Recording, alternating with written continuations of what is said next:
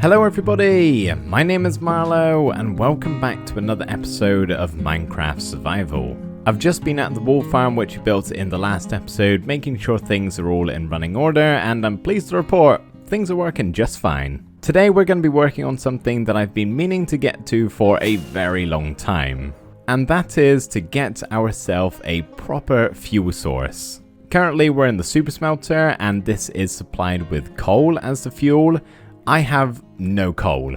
I feel like when you get to full netherite armor and tools, you shouldn't have to go mining for coal if you need to smelt something. So we're not going to be making a coal farm today, but instead a blaze farm. Yes, I know that's blaze powder, not a blaze rod. It's my only one. I haven't made the farm yet, so I have no blaze rods. But hopefully by the end of today's episode, we will have more than I know what to do with. Before we head to the nether and start building this farm, I need to do some resource collecting. And honestly, I don't have too much to actually gather. The bulk of it is a bunch of nether blocks like basalt and nether bricks. However, there's one in particular that I have zero of. And that is red nether bricks, which as you can see needs nether wart to be crafted. And currently, I only have 28 nether wart, which probably isn't going to be enough. So before we do any real resource collecting, I need to make a very rudimentary nether wart farm. Unless I already have one. I honestly can't remember. I've built quite a lot in this world, most of which have farms underneath, and I forget they're there sometimes. But I'm pretty sure nether wart is not one of them.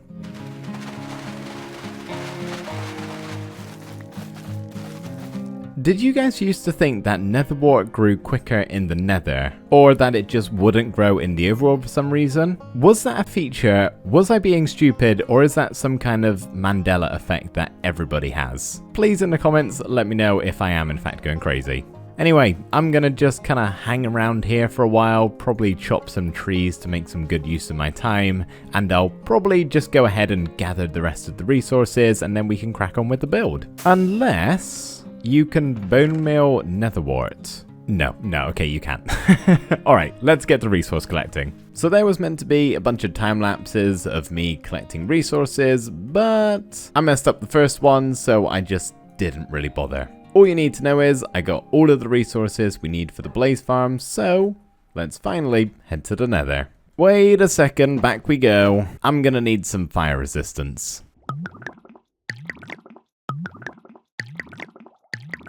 That is probably overkill, but I guess it's better to be safe than sorry. Okay, now we can go to the nether. So this fortress is the one that we're going to be using to build the blaze farm in. Any guess on where it's going to be going? If you said right there where there's a pillar missing, you are correct. I've done a little bit of prep work mainly because I needed some nether brick, so I just kind of carved out the pillar that's going to have to go anyway, so I thought I may as well do it for resource collecting. Okay, there we go. All entrances shut off. I would kind of like you guys to go so I don't accidentally hit you, but to be honest, you're not really in the way, other than you. I do have Smite 5 on my axe, and I'm pretty sure with an axe and Smite 5 and Netherite, if you crit them, they die instantly. So do I if I get hit by a blaze too many times. Let's just try it, because he's kind of got to go. Whew, okay, that's good. Just realised the stone was completely unnecessary. I've just done that and now nothing can get across to the spawner, but oh well, at least I'm safe. Honestly, I think I'm going to have enough blaze rods just making the farm. I'm going to have to keep killing these guys non-stop. And yes, I know I could deactivate the spawner, but I can't really be bothered. At least not yet. Maybe in a little bit once I'm building the farm and I really want to get rid of the blaze, I'll place some blocks around it. But for right now, I'm just going to get started on building the farm. And as you may have guessed, I'm following a tutorial for this one, which will be linked down below in the description. Oh. Maybe I shouldn't have mined out the pillar. The tutorial says I needed to dig down 5 blocks, and I dug 3, and, well, you saw what happened. So I gotta make a temporary platform just to get rid of it later.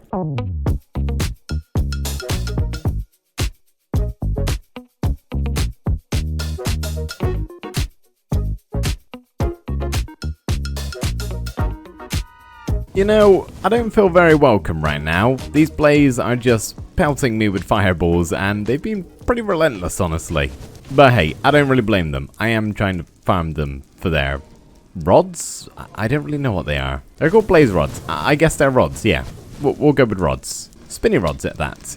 We've just got 4 things left to do before we are done with the farm and it's actually functional. And that is place in 4 lava buckets. Now I have to do this quickly because lava flows fast in the nether, so there's 2 of them. Gonna have to work on an exit plan, so let's break my entrance way, or exit way. Get that one over. Oh no, please don't mess it up. Oh goodness. We're fine, let's try that again. Oh, okay, wasn't ready for that. Now I'm stuck outside. If I just break this glass, smash that fire, and then place a final, and there we are. Look at that, perfect. And eventually, once they stop getting mad at me, they should flow into that little hole in the middle, which currently doesn't have much of a platform, so I'm just trying to temporarily build one here, but as you can see, it's not going very well. Come on, stick the land in. There we go, perfect. Okay, for now, this will do, and as you can see, all the blazes end up in this spot, and we just smack them with our sword. Now, before we turn this farm into something that looks a little prettier, because right now, it's not much, let's be honest, I would like to talk about symmetry. More so, the lack of it. I think I'm going to need to top up on fire resistance, though, for this. So, as you can see, the nether fortress is made up of odd numbers. They are 3 blocks wide, 5 if you include the side railings. And our farm here is built out of even numbers, which I'm not a fan of. Unfortunately, the farm has to be built out of even numbers. There's nothing I can really do about it, but what I can do is change the nether fortress.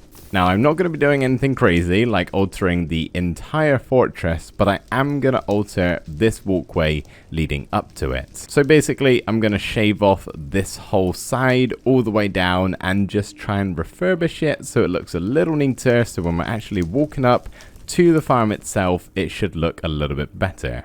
You guys really want to get me, don't you? So let me get my pickaxe, I'll get to work, and hopefully I can sort of, well, even things out a bit.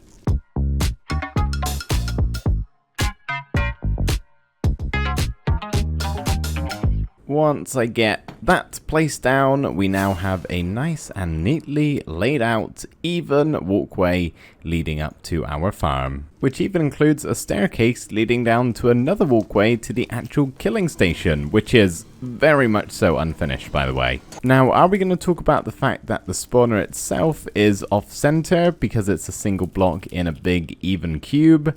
No, we're not.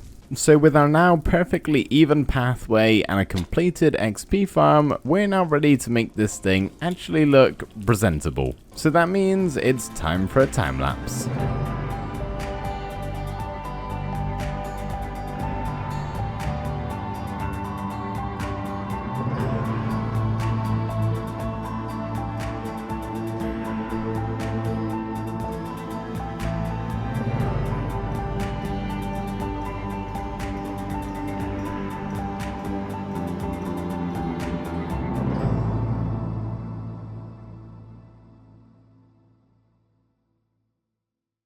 Well, I think we can safely say that looks at least a little bit better. As you can see, we've kind of gone for this dark and gothic vibe to the whole thing, doing my best to match with the nether fortress without, please stop, without looking as boring as the nether fortress does, let's be honest. And we've even got a completed bridge leading us right to the safety of the actual spawner itself. So currently I don't really have a safe passageway to the spawner itself. I have to fly through the nether to get here, which obviously isn't really ideal. So of course I have my nether hub on the roof of the nether itself, but I don't have a way to get to this part just yet. So I think what I'm going to do is somewhere in between these crossroads is just pillar up and kind of make a bit of an entrance way getting up to the bedrock. We can break a hole through and then I'll have a safe way to actually get here without those guys behind me trying to kill me every time. Because of course the whole point of the farm is to kill them. I've got quite a lot of nether brick left over just from destroying the fortress to make it even,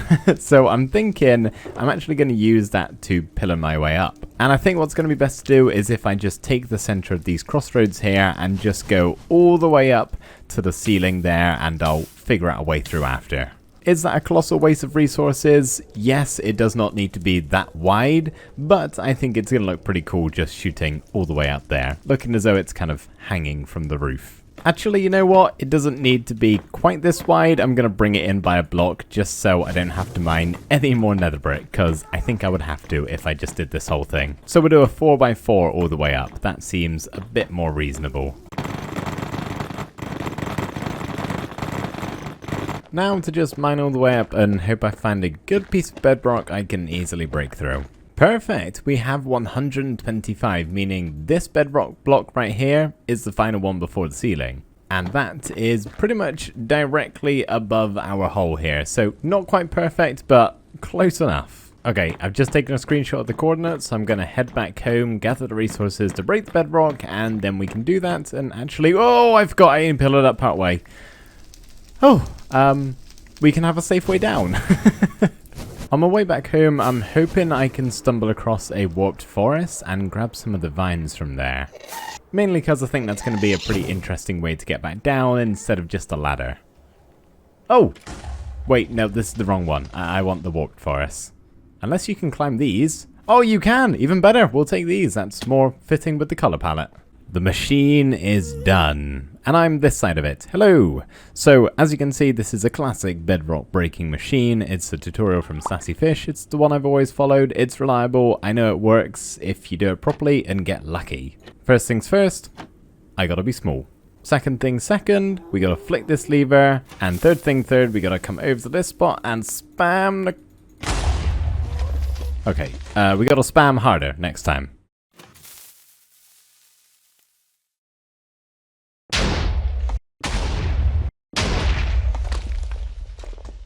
Hey, I think it worked. Yes, indeed. The good thing about weeping vines are you could just bone meal them, so I didn't need to gather like 2 stacks to actually make a way down. And hopefully it catches me too. Wow, that was like perfect. I won't be doing it that well every time, that's for sure. So we've got our way up. We of course have a finished blaze farm, which is perfectly centered as we have discussed already. The only thing that's missing is a little bit of safety with this actual walkway because stuff can still spawn here and I want a nice, quick and relaxing way to my blaze farm. I don't want to have to fight my way there every time. There we go, that's looking a bit more menacing now and more importantly, safe. Actually, who are we kidding? If it was all about safety, I would just cover myself up entirely. The main thing was that it looked cool, and it definitely does. Okay, I'm now proving to myself that it's not completely safe, but these barricades, or whatever they are, these little pointy things, actually super helpful, because the blaze have to shoot through them too, and they can't aim as good as I can. Plus, at the end of the day, we'll only be coming down here, doing a quick sprint all the way across to the actual farm down here. And if I'm on my way to hunt for wither skeletons, I just gotta hop across and I'm in the fortress itself. I think to close off the episode here, I'm just gonna do a proper long, not fully AFK session, because obviously I gotta swing my sword at these guys, but I'm gonna farm them for a certain amount of time and we can just see how efficient it actually is. And hopefully get a whole bunch of blaze rods, because the whole point of this episode was to get a good fuel source. Currently I have no fuel source, so I need a good supply of these.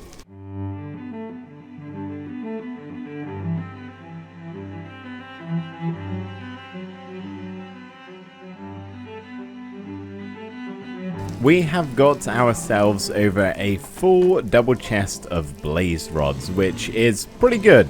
It did take 3 hours though. So, you know, it's not the fastest of farms, but it is all coming from a single spawner, so I can't really complain. We did also get some blaze heads because I have that data pack installed into this world, so maybe I'll just display a couple of these. There we go, that should scare off any blaze hopefully, and teach them not to mess with me. So there we go everybody, that's going to do it for today's episode. I really hope you enjoyed watching, thank you ever so much for doing that, and I will see you in the next video where we'll be back in the overworld doing something where it's a little bit lighter. So I hope you're looking forward to that, thank you again for watching, and I'll see you next time. Bye for now.